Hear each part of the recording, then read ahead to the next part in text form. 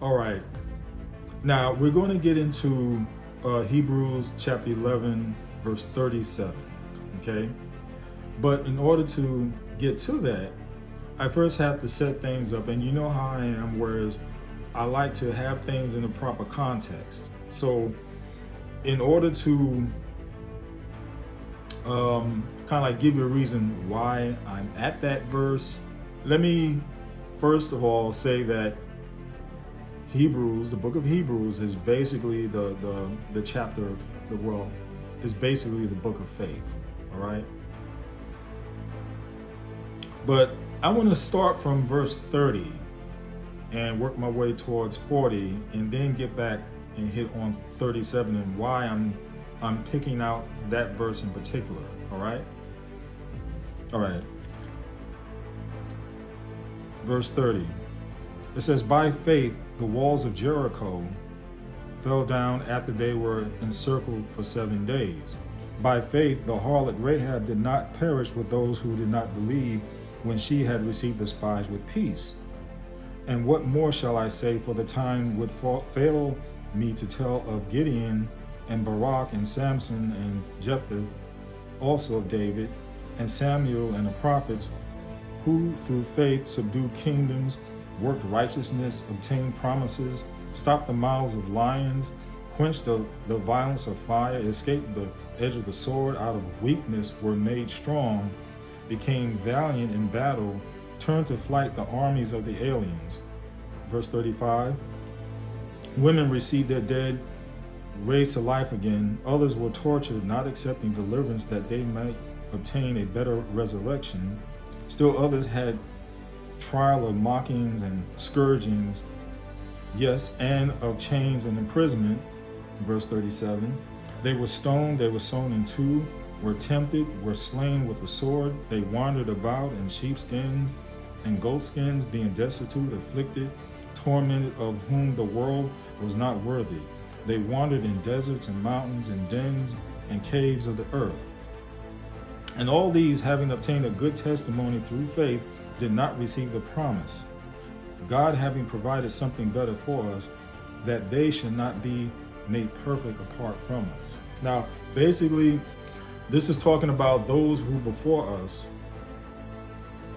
who had to go through extreme measures because of their faith. And we should count it as a blessing that we don't have to go through what they went through. Okay? But I wanted to point that out. Now, to get to the point of why we're here, and this is a tidbit that I came across, and I love to dig beyond the word, so to speak, to take myself back into what was going on in the day, and I came up with this. Okay, in verse 37, it says they were stoned, they were sown in two. In other words, they were cut in half. All right, they were tempted, were slain with the sword. They wandered about in sheepskins and goatskins. Did you ever think about that, reading that before?